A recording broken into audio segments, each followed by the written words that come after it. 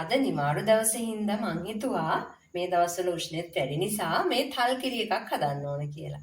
ඉතින් ඒකට මම යොදාගත්ත මේ විදිහට පුච්චලා සකස් කරගත්ත තල් ගෙඩියක්. මේ තල් ගෙඩිය හොඳට මේ වෙද්දි පුච්චලා තියෙන්නේ. ඔයගොල්ලන්ට පේනවා ඇති. මෙතන මේ තල් කිරි අර පොඩ්ඩක් එළියටත් ඇවිල්ලා තියෙනවා. ඊට පස්සේ මම මෙතෙන්ට භාවිතා කරනවා මේ විදිහට දිය කිරි. මේ විදිහට හොඳ මිටි කිරි ටික අරන් තියෙනවා. සුදු කැකුළු සහල් පිටි කොටලා මේ විදිහට සකස් කරගත්තා. මේ සීනි ටිකක් ඒ වගේම මේ ලුණු පොඩ්ඩක් මම අරන් තියෙනවා. ඉස්සෙල්ලාම මම කරන්නේ මේ තල් ගෙඩියේ පොඩ්ඩක් අර කිරි ගතිය තියෙන නිසා මේක ටිකක් සෝදා ගන්නවා.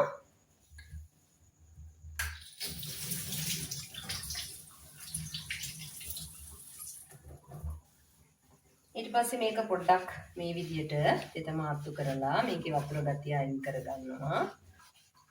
දැන් ඊට පස්සේ පුළුවන් මේ විදිහට පිහියක් අරගෙන මෙන්න මේ තල් ගෙඩිය පොතු ටික අපිට ඉවත් කරන්න. හොඳ කහ පාටකින් යුක්තයි. මේකේ පොතු ගලවද්දී ඇත්තටම හරිම සුවඳයි. මේ විදිහට හිමින් සීරුවේ මේ පොතු ටික ඉවත් කරගන්න ඕන. මේ තියෙන්නේ මං පොතු ඉවත් කරපු තල් ගෙඩිය. දැන් මේකේ කෑලි 3කට මට මේක වෙන් කරගන්න පුළුවන්. දැන් මේ විදිහට මම කොටස් 3 වෙන් කරගත්තා. මොකද ඔක්කොම එකපාර දාන්න නැතුව මේ එකින් එක හොඳට මේක සුද්ධ කරලා මේක ඇතුලේ තියෙන මේ පිටි ගතිය තමයි අපි ගන්න ඕන. දැන් මම කරන්නේ මෙන්න මේ වාජනයේ තියෙන දිය කිරි වලට මේක මෙහෙම දානවා. ඊට පස්සේ මගේ අත් දෙක කලින් සෝදා ගන්න ඕන. මොකද දැන් මගේ අතේ අර කිරි ගතිය තියෙනවා. ඒක අපිට හොඳින් අත පිරිසිදු කර ගන්න ඕනි. දැන් මෙන්න මේ විදිහට දැන් මේකේ මේ කෙඳි අතර තියෙන මේ කොටස් ටික හොඳට ගන්න ඕන. මෙන්න මේ විදිහට මේක අපි මෙන්න මේ ආකාරයට මේක සකස් කර ගන්න ඕන. මේ විදිහට මේ කිරි ටික තියෙනවා. දැන් මේක අපි පෙරා ගන්න ඕන හොඳට. දැන් මේක සීරුවට මේ විදිහට පෙරා ගන්න පුළුවන්.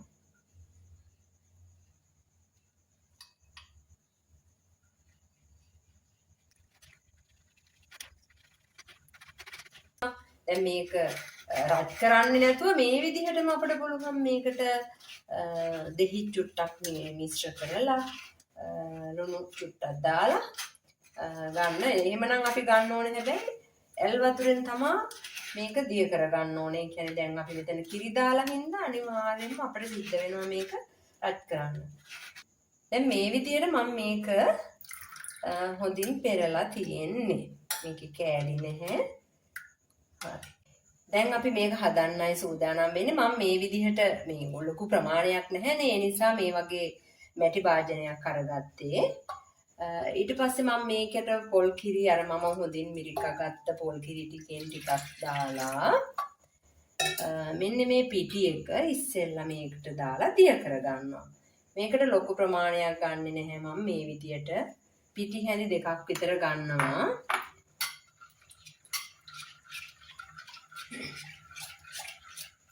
මෙහෙම පිටි එක දිය කරගන්නවා. දැන් මේ තල් කිරි ටික දා ගන්නවා.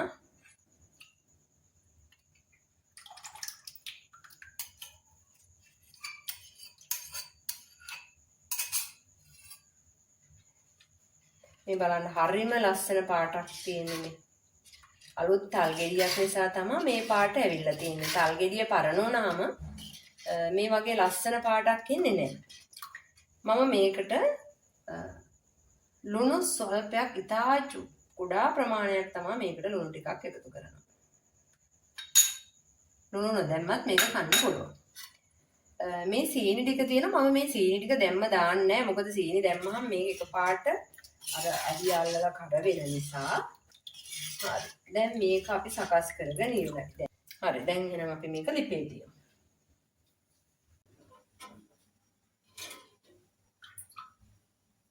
මේකට දැන් අපිට ගන්න වෙනවා ලී මිටක් තියෙන හැන්දක්. මොකද මේක රත් වෙනවනේ. දැන් අපි මේක ලිපේ තියපු වෙලාවෙ ඉඳලම මෙහෙම හැඳි ගන්නවා. නැත්තම් මේක යටින් කැටි ගෑනේ අර ගුලිය වගේ හැදෙනවා. ඊට පස්සේ අපිට ඒක කන්න එච්චර ප්‍රිය නෑ. අන්න මේක එකපාරට මේ පියද්දී ඔය අඩිය දැන් මට අතට මේකේ බර ගතියක් දැනෙනවා. ඒ නිසා මේක ඔය හොඳට අඩිය එන විදියට අපි මේක හැඳි ගන්නවා. මම රවුමට හැඳි ගෑවහම අර අඩියේ අල්ලන්නේ නෑ. දරුවෝ ආසයි මේ වගේ කෑම කන්න. ඉතින් ඔයාලා උනන්දු වෙන්න ගෙදරදී දරුවන්ට මේ වගේ කෑම හදලා දෙන්න. දරුවෝ ළඟ තියාගෙනම හැදුවා නම් හරි මේ වගේ. එතකොට දරුවෝ ආසයි මේ වගේ අවලන් ඉන්න ආසයි. ඇත්තටම මේක ගොඩාක් සුවඳයි. අපි ගොඩක් වෙලාවට කරන්නේ දරුවන්ට අර කඩේ දෙයක් ගෙනත් දෙන්න තමයි පුරුදු වෙලා ඉන්නේ. ඒතර මං ඇඳි ගාලත් පොඩ්ඩක් ඒක ඝන වෙනවා. එහෙම ඝන වුණාම අර කෑලි කෑලි හිටිනවා. ඒ නිසා මුත්තට මේක හැම තැනින්ම අර එක පාරටම මේකේ වතුර ගතිය අර ඉඳිලා තලපේ වගේ එනකල් මම හැඳි ගන්නවා. දැන් ගොඩක් දෙනා කියනවා ඉතින් මේ වගේ දේවල් සීතල වැඩි ඒ නිසා අපිට පොඩ්ඩක් අර සෙම ගතිය විශ්සෙයි එහෙම කියලා. ඉතින් ඔයා දැන් මේ හදාගත්ත ප්‍රමාණය බලන්න මම මේ පොඩි වාජනයකට ටිකක් මේ හදාගත්තේ පොඩි තල් ගෙඩියක් ගත්තේ. ඉතින් අපිට මේකෙන් පොඩි ප්‍රමාණයක් ආහාරයට ගන්න පුළුවන්. ඒ කියන්නේ මම අර කිව්වා වගේ මේක සකස් කරගෙන ඔයාට හොඳට නිමුණට පස්සේ වීදුරු වාජනයකට වගේ දාලා මේක වහලා තියාගන්න පුළුවන් නේ. එතකොට තියාගෙන ඔයාට දවස් 2ක් 3ක් විතර මේක පරිභෝජනය කරන්න පුළුවන් ෆ්‍රිජ් එකේ දාලා. ඉතින් පොඩි ප්‍රමාණයක් අර ගොඩාක් කන්නේ නැතුව අපිට පොඩි ප්‍රමාණයක් ගන්න පුළුවන්. ඉතින් දරුවන්ටත් චූටි තේ හැන්දක් වගේ තේ හැන්දක් 2ක් වගේ ප්‍රමාණයක් දුන්නාම ඇති ගොඩාක් දෙන්න ඕනේ. ඒ කියන්නේ මේක ඇත්තටම ගොඩක් ඇඟ සිසිල් කරන දෙයක් නේ.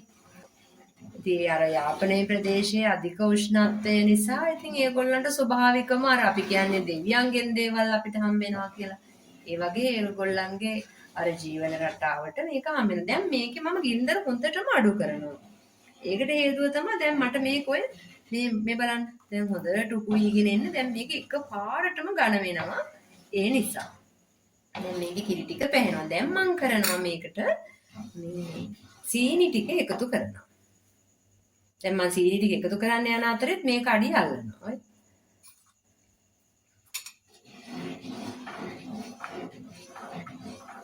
එතකොට ඔයාලට හිතන්න පුළුවන් දැන් මම මුලින් සීනි ටික එකතු කරා නම් මොකද වෙන්නේ? සීනි ටික අඩියට ගිහිල්ලා මේක කර වෙනවා. එතකොට ඒකේ රස නැහැ. අපිට මේකේ කී රස එන්නත් ඕන, තල් ගෙඩිය රස එන්නත් ඕන. ඒ රස දෙකම එකතු වෙන්න ඕන. එතකොට පැණි රස අඩුවෙන් තමයි දැනෙන්න ඕන. මම දැන් සීනි හැඳි ටිකක් මේ හැඳින් ටිකක් දැම්ම මේස හැන්දක් මේකෙන් ටිකක් දැම්මා. දැන් මම තව චුට්ටක් මේකට එකතු කරනවා. ඔය වගේ ප්‍රමාණයක් ඇති. අද පැණි රසක් තිබුණොත් ඇත්තටම මේක කන්න අප්පිරියයි. දැන් බලන්න මේකේ තාම අර කහ පාට හොඳට එහෙමම කහ පාටටම තියෙනවා. පොඩ්ඩක්වත් කහ පාට අයින් උනේ නෑ දැන් මේකුමි. දැන් ඕනි නම් මේ මට්ටමින් මේක නතර කරගන්න පුළුවන්. ඒ කියන්නේ අපිට මෙහෙම තිබුණොත් මේක බොන්න පුළුවන් ප්‍රමාණයට. ඉතින් අපේ ගෙදර කට්ටිය චුට්ටක් මේක මීට වැඩිය ඝනකම වෙනකොට තමයි කැමති. ඒ නිසා මම තව චුට්ටක් මේක හිඳෙන කල් ඉන්න. ඒ අතරින් මේ දිගටම මේක හැඳි ගන්න ඕන. හැඳි ගෑවේ නැත්තම් එකපාරටම අල්ලන්න. බලන්න කොච්චර ලේසියද මේක හදාගන්න. දැන් ඉතින් මේක ඔය ඇති ප්‍රමාණයට. දැන් මේක තව ටිකක් ඝනකමට ගත්තොත් අර අපිට පුළුවන් කැට කපන්න ඒ විදිහට හදාගන්න පුළුවන්. ඒක තව ටිකක් ඝන වෙන්න ඕනේ. ඉතින් මම එච්චර ප්‍රමාණයක් කියන්නේ. දැන් මේක සාමාන්‍යයෙන් අපිට තේ හැන්දකින් කන්න පුළුවන් ප්‍රමාණයට තමයි මම මේ සකස් කරගෙන තියෙන්නේ. මේ ඝනකම ඇති. ඔය මේ විදිහට බලන්න මේ හොම් බෑක් කරනකොට දැන් බලන්න මේක චුට්ටක්වත් කැටි ගහිලා නැහැ. ඒකට හේතුව මම මේක මුල ඉඳලම හොඳට මේ විදිහට හැඳි ගෑවා මේ. ඔය බලන්න දැන්. මෙන්න. දැන් ඉතින් මේකේ රස බලන්න අපි චුට්ටක් වෙනකල් ඉන්න ඕන. හරි මෙන්න ඉතින් දැන් අපි හදාගත්ත තල් කිරි එක. දැන් ඔයාලට පේනව නේද? මේක හරි ලස්සනට තියෙනවා. ඉතින් මේකේ ලස්සන විතරක් නෙමෙයි මේක හරිම සුවඳයි. මාර සුවඳයි.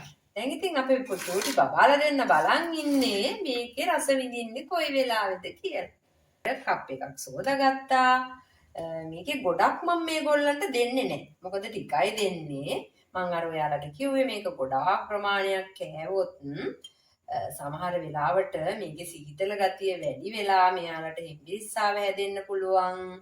ඒ නිසා මම මෙයාලට පොඩි ප්‍රමාණයක් තමයි දාලා දෙන්නේ. මේ බලන්න මෙන්න මේ වගේ ප්‍රමාණයක් හොඳටම මේ වෙලාවේ ප්‍රමාණවත්. එහෙනම් අපි දැන් මේක රස විඳින්නයි යන්නේ. ඔයත් නිවාඩු වෙලාවක ඔයාගේ දරුවන්ට මේ විදියට රසවත් විදියට තල්කිරි එකක් හදලා දෙන්න. ඉතින් එහෙනම් මගේ වීඩියෝ එක හොඳයිද කියලා කමෙන්ට් එකක් දාන්න.